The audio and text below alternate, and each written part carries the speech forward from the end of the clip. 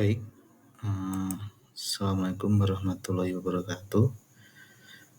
Di sini saya ingin menjelaskan dan ingin mendemokan aplikasi pencatatan pendidik dan tenaga kependidikan pada SNMPTN 1 Magetan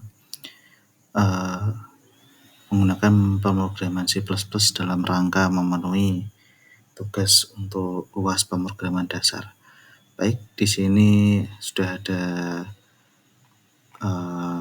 source code-nya, bisa kita running. Nah, dalam tampilan yang kita running seperti ini, jadi ada aplikasi pencatatan pendidik dan tenaga kependidikan di SNMPTN 1 Magetan. Di sini ada 3 pilihan menu, yaitu tambah data, tampil data, dan juga keluar. Untuk yang pertama, kita tambahkan data dulu, kita pilih angka 1. Kemudian akan muncul nama. Di sini kita harus menginputkan nama tenaga pendidik tersebut. Kita isikan saja bebas. Nah, di sini setelah kita mengisikan nama akan muncul perintah untuk menginputkan status pegawai, apakah dia PNS, ataukah dia P3K, ataukah dia honorer. Yang perlu jadi catatan adalah di sini ASN itu ada 2 ya, yaitu PNS dan P3K. Oleh sebab itu status pegawainya untuk ASN dipecah jadi 2, yaitu PNS dan P3K. Untuk yang pertama ini kita inputkan seumpama ini adalah statusnya PNS. Kalau dia statusnya PNS, otomatis dia akan mempunyai NIP, dan di sini NIP-nya juga harus diinputkan.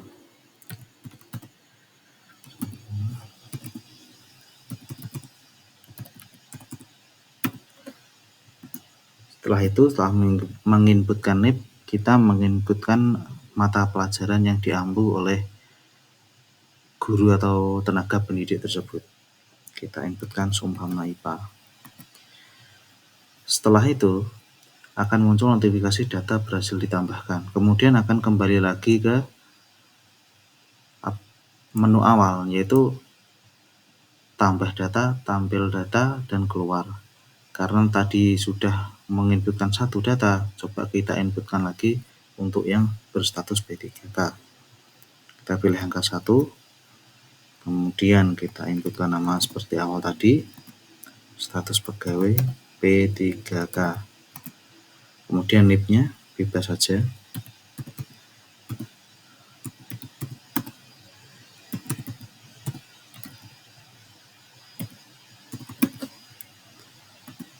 Mata pelajarannya kita inputkan misalnya adalah IPS. Data berhasil ditambahkan. Jadi data P3K yang kita inputkan barusan setelah data PNS berhasil ditambahkan. Kemudian kita akan menginputkan lagi data honorer. Oleh sebab itu kita pilih angka 1 lagi pada menu.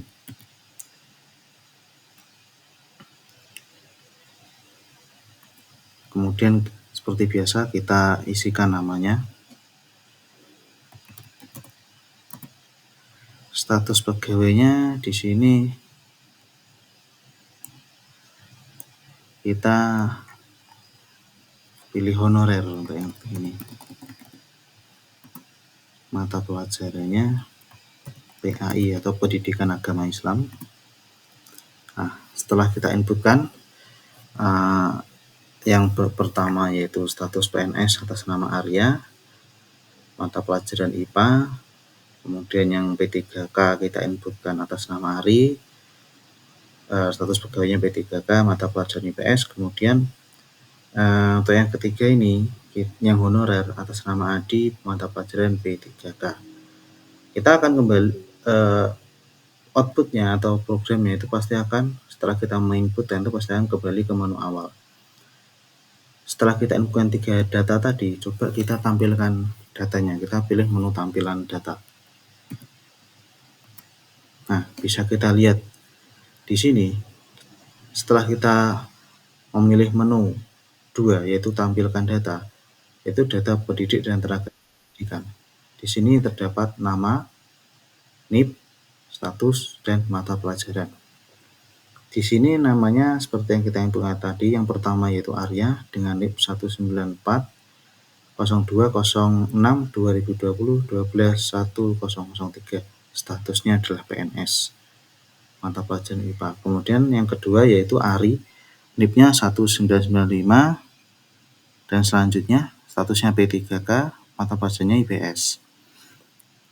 Yang terakhir Adi, karena dia statusnya honorer, otomatis di program tadi tidak disuruh atau tidak ada pilihan untuk menginput NIP karena dia tidak punya NIP. Yang punya NIP adalah yang berstatus ASN yaitu PNS dan P3K.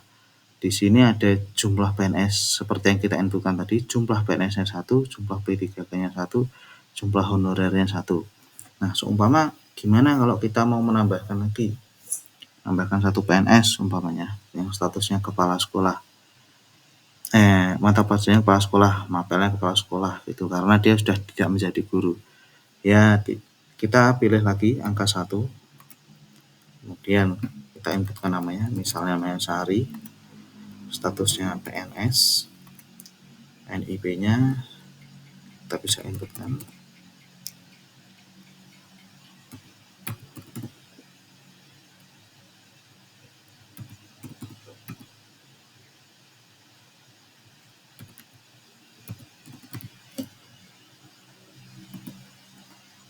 Mata pelajarannya kepala sekolah. Data berhasil ditambahkan. Coba kalau kita ingin melihat datanya seperti apa, apakah tambah atau tidak, kita bisa lihat. Kita pilih menu 2, kita lihat lagi tampilkan data. Nah, bisa kita lihat nggih, nama Sari yang kita inputkan terakhir tadi ada di bawah, statusnya PNS, mata pelajaran kepala sekolah seperti yang kita inputkan di awal tadi. Jumlah PNS-nya sendiri juga bertambah, yang tadinya hanya 1, sekarang menjadi 2. Untuk P3K tetap 1, honorer tetap 1 karena kita tidak menginputkan, tidak ada tambahan. Seperti itu. Jika kita mencoba menu nomor 3 yaitu keluar. Terima kasih, program selesai. Jika kita memilih nomor 3 maka program ini selesai. Seperti itu. Di sini saya ingin menjelaskan source code, sedikit menjelaskan source code yang dibuat untuk menjalankan program yang telah didemokan tadi. Bisa kita lihat ya di sini.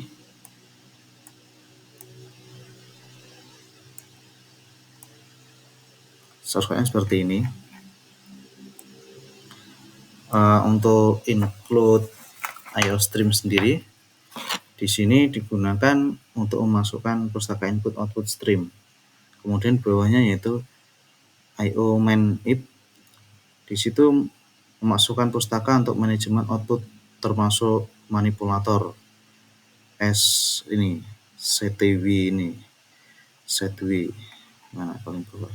Setw ini untuk, perlu diketahui yang ini tadi untuk mengatur input manipulator setw itu fungsinya yaitu manipulator untuk mengatur lebar dan isian untuk tata letak tabel. Jadi untuk tampilan tadi. Using namespace std yaitu menggunakan namespace std untuk memudahkan penggunaan elemen-elemen dari standar C++. Untuk yang pertama yaitu kita bikin dulu konstanta maksimal personilnya berapa. Di sini maksimum jumlah pendidik dan tenaga kependidikan ini sudah ada tulisannya ya. Itu saya inputkan 100 seperti itu. Kemudian untuk struct personel di sini adalah seperti yang ada di komen, untuk struktur data untuk pendidik dan tenaga kependidikan yaitu string, NIP juga string, status string. Jadi semuanya string. Setelah itu kita masukkan array 2 dimensi untuk menyimpan data pendidik dan tenaga kependidikan. Jadi integer ini count by status Di sini ada 3 gitu ya, yaitu nanti untuk menyimpan PNS, P3K dan juga honorer. Seperti itu, ini adalah array 2 dimensi. Kemudian kita ke main dulu. Nah, dalam tampilan awal tadi yaitu di outputnya tadi ditampilkan bahwasanya yang pertama keluar yaitu menu tambah data, tampilkan data dan keluar. Oleh sebab itu, mainnya di sini kita bisa lihat array untuk menyimpan data pendidik dan tenaga kependidikan. Sudah saya kasih catatannya yaitu personel, data, max personel. Nah, max personel ini seperti yang kita masukkan di awal tadi. Ya, kita konstatanya sudah dibatasi maksimal 100. Input choice, kemudian input personal count sama dengan 0. Ini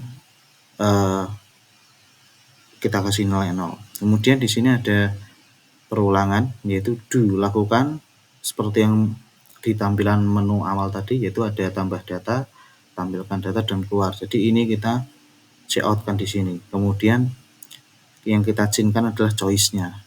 Setelah itu, setelah do, kita ada perulangan lagi yaitu menggunakan switch. Di sini masuknya adalah nested loop ya, karena di dalam do ada switch. Jika choice-nya ini case-nya 1, maka dia akan menambahkan data. Case-nya 2, dia akan menampilkan data, kemudian case-nya 3 akan selesai. Jika tidak memilih dari ketiga angka ini, maka pilihan tidak valid, silakan pilih lagi. Setelah itu ditutup oleh while choice tidak sama dengan 3. Jadi diharuskan 3 ini ya jumlahnya. Jadi ini nested loop. Kemudian ini ada integer mainnya. Kita ke fungsinya. Fungsi void tambah data seperti ini. Ada array personal data, integer personal count. Di sini ada juga perulangan, yaitu jika personal count kurang dari max personal, maka yang kita bisa menginputkan nama. GetLength, kemudian chain ignore membersihkan buffer input. GetLength chain di sini masuknya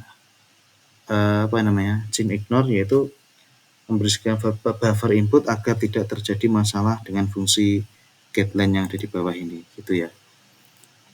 Kemudian status pegawai PNS, P3K atau honorer kita simpan lagi di chain. Jadi ini if di dalam if berarti ada nested loop seperti itu. Bisa kita lihat untuk selanjutnya yaitu increment counter berdasarkan status. Di sini juga ada looping lagi, yaitu jika data personel status PNS, maka dia count base statusnya akan ditambah terus plus. Setelah itu kita langsung bisa kita lihat ya fungsi untuk increment counter berdasarkan status. Kemudian kita ke fungsi atau void tampilkan. Jadi untuk yang ditampilkannya itu menampilkan data seperti ini. Di dalam fungsinya terdapat parameter yaitu konstanta personal data, ada array yang akan dijadikan parameter. Kemudian cout data pendidik kependidikan. Nah, di sini ada cout STW 20 ini termaksudnya adalah STW itu mengatur lebar dan isian untuk tata letak tabel seperti itu. Untuk tabel yang tampilkan data. Ya, yang ini ya. Maaf. Nah, yang ini. Jadi STW jadi fungsinya untuk mengatur tata letak ini seperti itu. Kemudian ada perulangan for di sini. Jika I sama dengan 0, I kurang dari personal count, maka dia akan terus tambah. Seperti itu. Kemudian yang ditampilkan adalah jumlah PNS-nya berapa, jumlah P3K berapa, jumlah honorer berapa, adalah penjumlahan dari yang setelah kita inputkan sebelumnya. Jadi ini adalah programnya, ini ada outputnya. Seperti ini tampilannya jika ditampilkan seperti yang saya jelaskan tadi. Baik, hanya seperti itu saja yang dapat saya jelaskan. Assalamualaikum warahmatullahi wabarakatuh.